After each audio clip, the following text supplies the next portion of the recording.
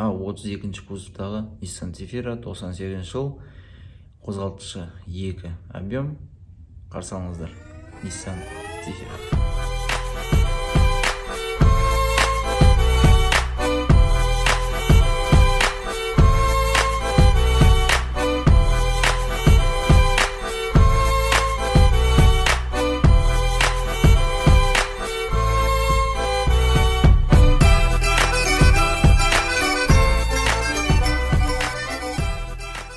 Ассалаумағалейкум, қазақ елі, қалдарыңыз қалай? Nissan Zafira'ның қосалқы бөлшектеріне дөңгелекке шығып бара жатырмыз. Асыл екеуміз бұйырса. Таңертең күн суық, что-то Алматыда салқындап кетті соңғы күндері.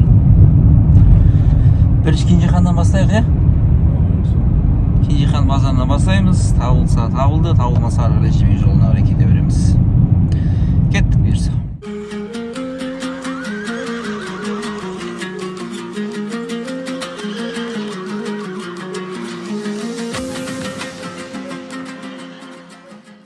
Кенжехан емес, жібек жолына сразу келдік. Кенжеханда бір-екі қатарда ғана сатады.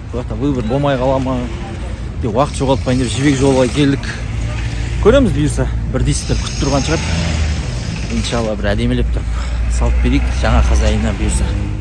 Достар, дисктің темасы неде біткен жоқ базарда. 18 аламыз ба деп ойладық қой басында. Сонымен ары бері қарап, слишком жесткий болатын сияқты келесі иесіне. Әдемі болады, бірақ жесткилау бола ма деп сонымен 17 қарадық. Сонымен базарда подходящий жоқ жігіттер. Қымбат, сұмдық қымбат сұрап жатыр. Кеше сонымен OLX приложениемен таптық. Түнімен барып әйтеуір алып кеттік қой. Сонымен дөңгелекті қазір көресіздер видеода бұйырса. Кеше кеш болып кетті. Сонымен пока сіздерге көрсетемін дегенше видеода. Жаңа қызық болады ғой. Неге дүкенге барам? Таңертең бізде қазір. Сөйтіп жігіттер ана салонына аквапринт жасайық деді. Өткендегі ойбайда кілтін өшір жүрейін. Аквапринт жасайық өткендегі деген сияқты қылып айтты.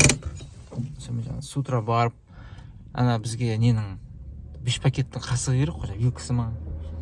Сонымен магазинге барып тұрып, түспен с утра болғаннан кейін аштық, доширак. Анау алып алсам түріме қарайды, біреуде сақалы бар, иманды жігіт. Түнімен бұқат еткен шығар деп ойлаған шығар. Енді қайдан білсін? Біз одан аквапринт жасайын деп жатқанымызда. Қасығын алып, бұйырса алды көрсетеміз. Салонын ортадағы барада, мына есіктегі ана терезені, электропакеттің сыртындағы дереваларын сонымен жаңартып, өткенде Lexus'та жасадық қой. Сондай сияқты тағы да бір практикада біреуін көре салайық. Көресіздер қалай алда шығатын бұйырса.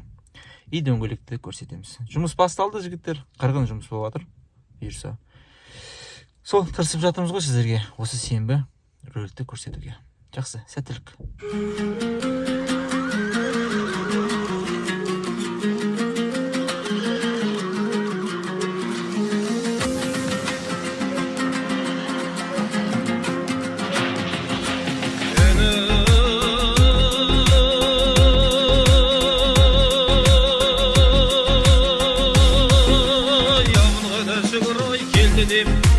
Ордасын талай сайлаған сарсы маурын аяқ құман кең дастархан ай жайнаған ағалары елдің ай аман бол келді ме бай жаршада жеңгелерімде бар еді ай отадайда көздер ай ойнаған қамшы бұқтай ай бұралған маржандай тістер ай құралған мырза қайнамай келді деп қалай бедің ай үстімде шығады алмаған құмардан жырлашыда қайнымай дегенде қалайда жиреде жырлады ғайы. Достар, аквапринт үйде жасалған жағдай осылай болып тұр. Жаңа лапшаның вилкісіменен, сонымен крышкісінен әйтеуір бірдеңе қылып тұрып жасадық қой. Сәл мусор бар, бұлай әдемі шыққан сияқты. Бетін 2000 шкуркамен шкурт етіп полировка жасап жүрсек әдемі болатын сияқты. Енді көреміз салонда қалай тұратын. Міне диск жігіттер, базардан таппадық, жаңа айттым. OLX-тан қарап алдық. Жапониядан келінген дисктер. Резинасы жағдайы жақсы. Енді келесі алған иесі жаздық дөңгелекті сәл размерін 50-лік 225-50 салса болады екен. Енді мынада 205-45 17 тұр. Былай жалпы әдемі негізі түрі, рисункасы. Бірақ дөңгелек кузовтың ішіне кіріп тұр. Проставка салып жібереміз бе, көреміз енді. Банктың ақшасының жағдайына қарап. Так, грунтовка шашып қойдық. Сырылған жерлері бар, енді сонша жылдан бері. Қазір шкурт етіп, 800-лік шкуркамен. Сонымен бүгін ертең бұйырса көлік боялып қалады. Так, тағы да бір Nissan Safira'ның ауруы бірден екіге қорабы тебеді, көбісі білет, көп адамдар білет. Соның бір жасайтын жолы бар негізі. Бұрын бір Safira'ға жасап көргенбіз. Сол әдемі болып кеткен. Енді осы көлікте де сәл бар. Соны жасап көреміз.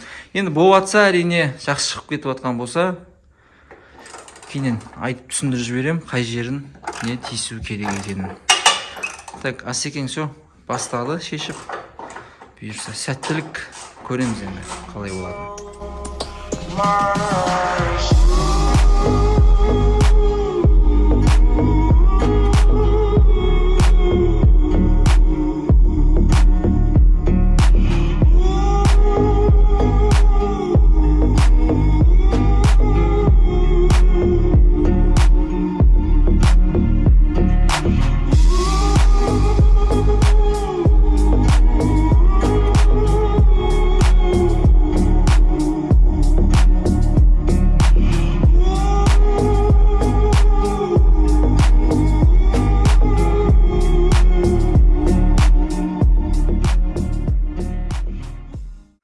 Қораптың бірден екі ауысатын жасап көрдік, енді бұйырса айдап көргеннен кейін белгілі болады ғой жағдай.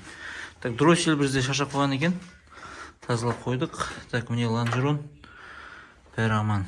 Так, мынау не мені? ABS стартер привозной тұр екен. Жақсы, бізге қазір просто бір трубка керек, антифризін, сол жағдай нашар екен.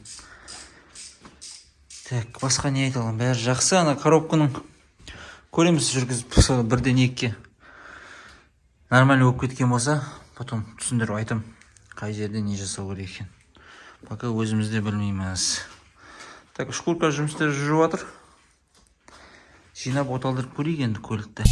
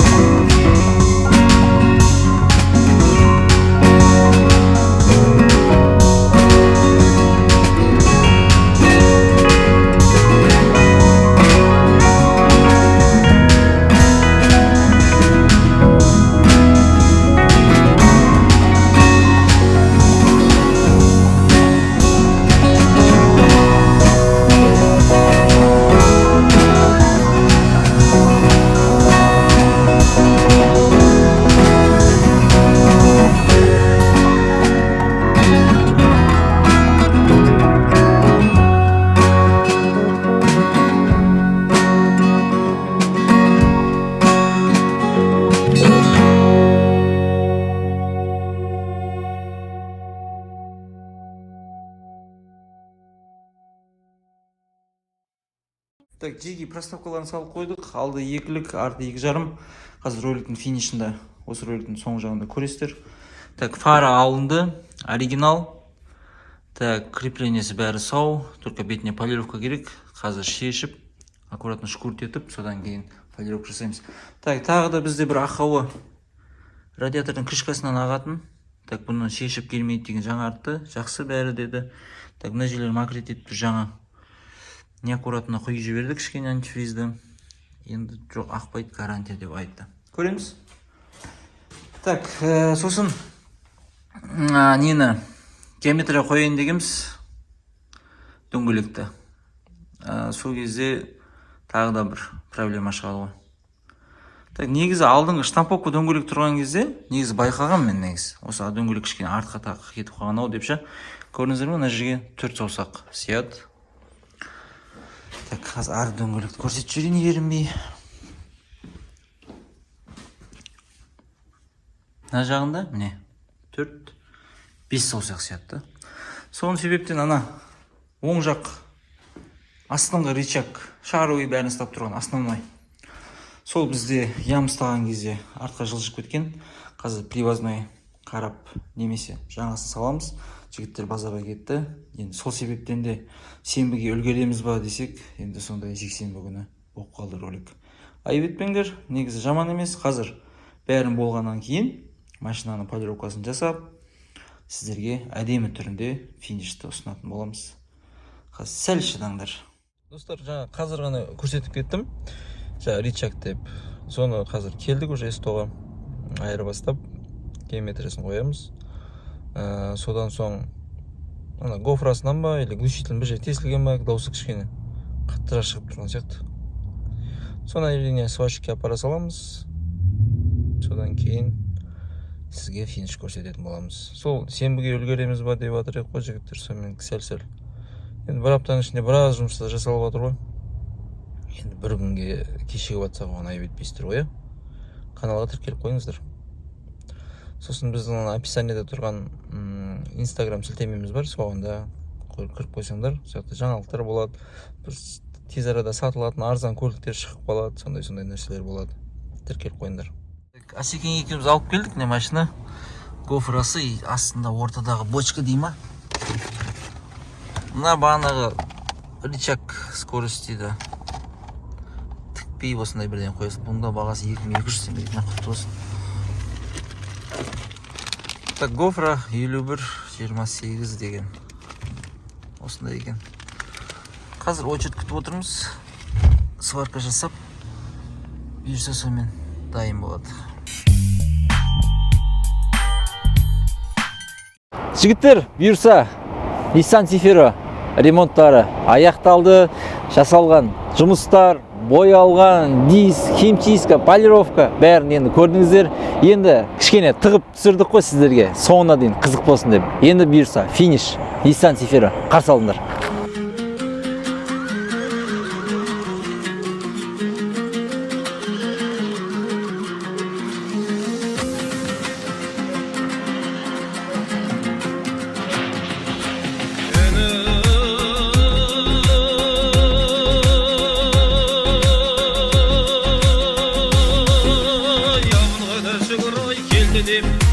Ordaсын талай сайлаған сарсы маурын аяқ құман кең дастархан ай жайнаған ағалары елдің ай аман бол келді беде бай жаршада жеңгелерімде бар еді ай отадайда көздер ай ойнаған қаршы бұқтай ай бұралған маржандай тістер ай құралған мырза қайнамай келді деп қалай бедің ай үстімде шығады алмаған құмардан жырлашыда қайным. Енді Nissan Zafira сәл де болса өзгерген шығар, әрине оған баға беріп комментарий жазып қолдап қойыңыздар. Не жұмыстар жасадық, қысқадан нұсқа түсіндіріп кетейін. Фара ауысты, фара привозной, киген кезінде сап-сары болып тұрған. Мына екінші сол жақ фарасы да сондай. Бұл Nissan Zafira'ның фарын іздеген кезде сәл кішкене қиыншылықтар тудырды. Хрустальный болып келеді, рестайлингта 3 полосасымен. Мына фарасы егер сынса жігіттер 80 000 теңге тұрады разборда. Мынаусы 40 000 теңге. Өткенде Instagramға пост шығарған кезімізде сол фарды таппай көп адамдар 50 000-нан түспей, енді бір фарға 50 000 сәл қымбат керек болып тұрған базардағылар түсініп тұр, сол себептен бағасын түспей солай отырды. Алланың қалауымен енді 40 мыңға фара алынды, покраскасы жасалды. Трехслойный деп айтады ғой. Трехслойный покраска, жақыннан қараған кезде күннің астында көгілшін, андай ішінен жылтырап тұрған жұлдыздай болып түрі керемет. Фаралардың бәрі өзінікі, өткенде айттым жігіттер, алдына самурай салып жіберейік деп шешкен екен жігіттер. Бір арзан нәрсе, бірақ соның өзі керемет жарасып тұр. Мордасы керемет, өзіме жеке ұнап тұр. Енді дискісіне тоқталатын уақыт келді. Дискісін қараңыздаршы, қандай керемет. 18-лік радиус диск саламыз деп ойладық. Ол енді кішкене қатты жүретін болады, жесткий болады бір сөзбен айтқанда. Сол себептен 17-лік салдық. Қытай емес, дубликат емес, оригинал Жапониядан келген дөңгелек. Бұған да жақсы резина салдық. Қытай емес, басқа емес, протекторда жақсы қыстық дөңгелектерменен.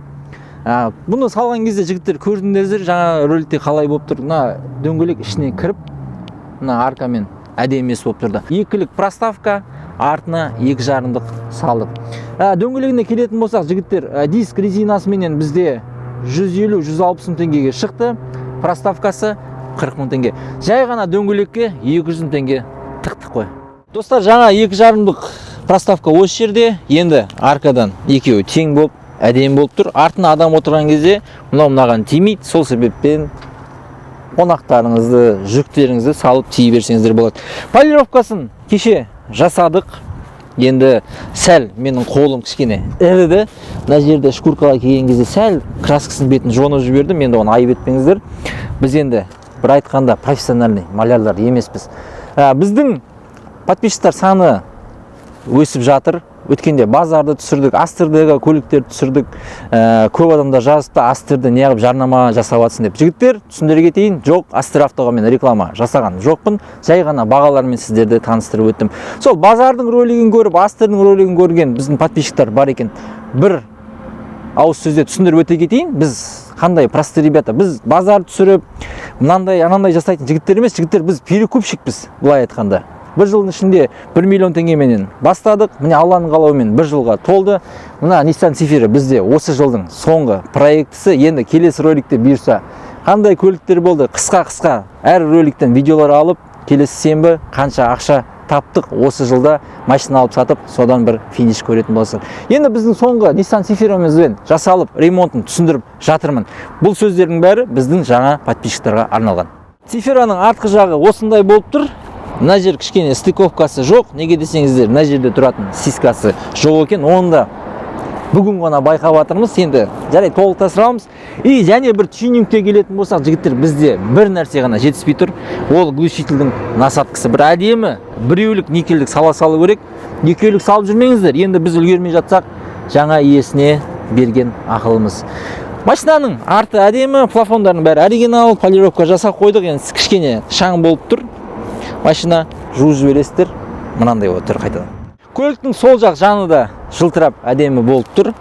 Мынаның тонировкасына келетін болсақ, жігіттер, бұның да тонировкасын өзіміз бастық. Ана Қайрат деген жігіт тонировка жасайтын, енді ол жігіт бір қыдырып жұмыстарымен кетіп қалған екен.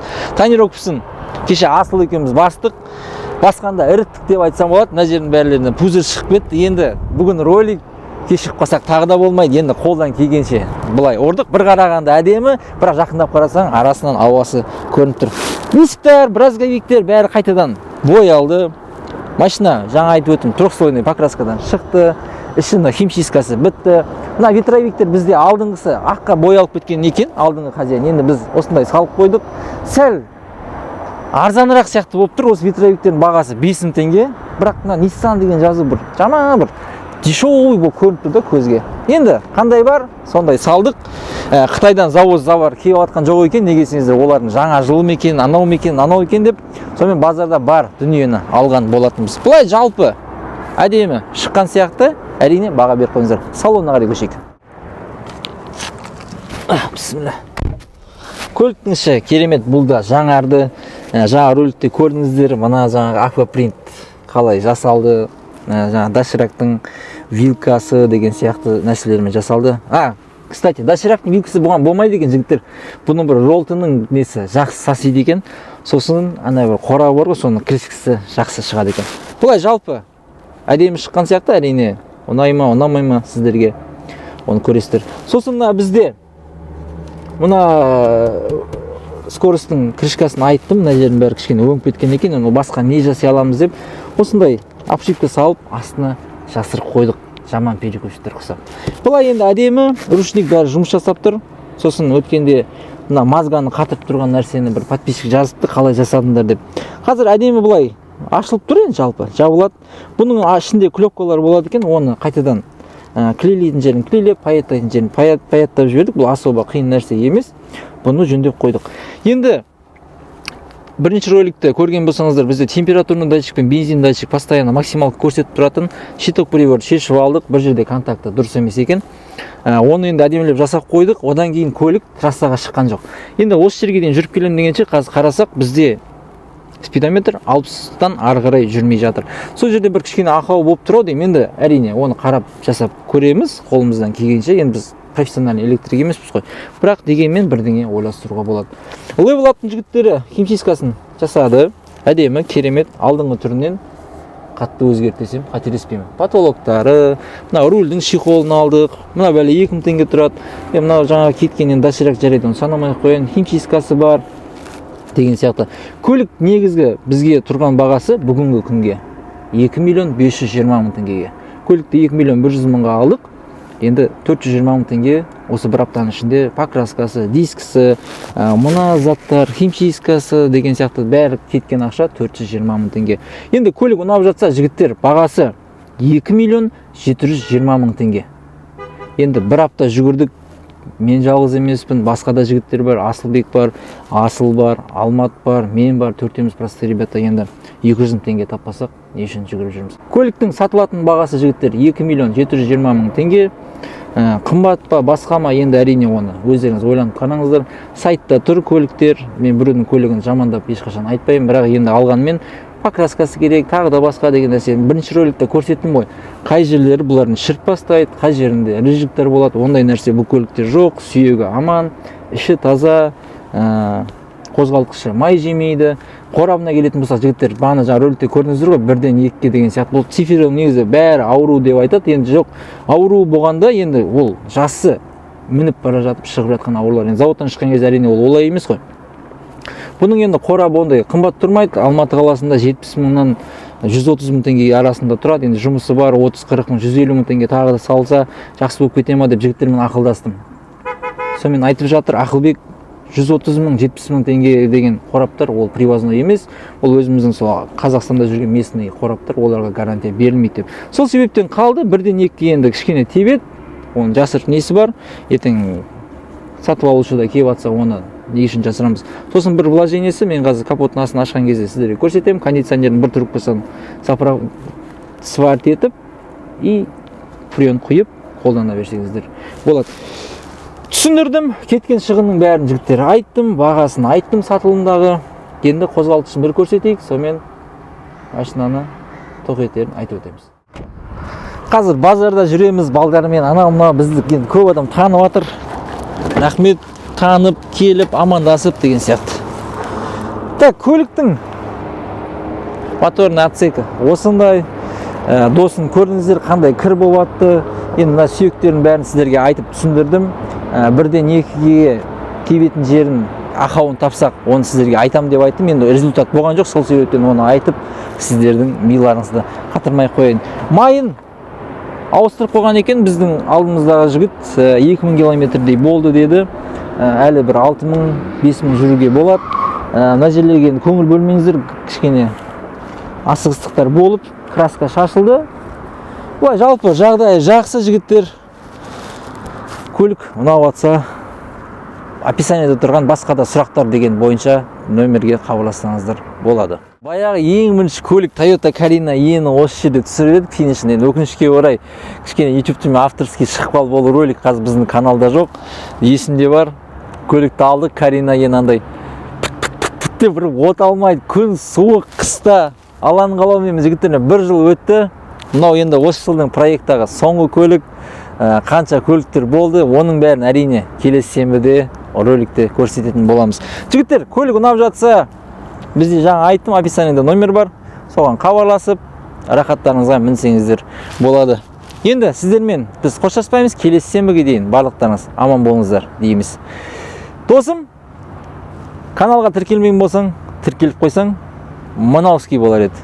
Келесі сенбіге дейін барлықтарыңа ассалаумағалейкум.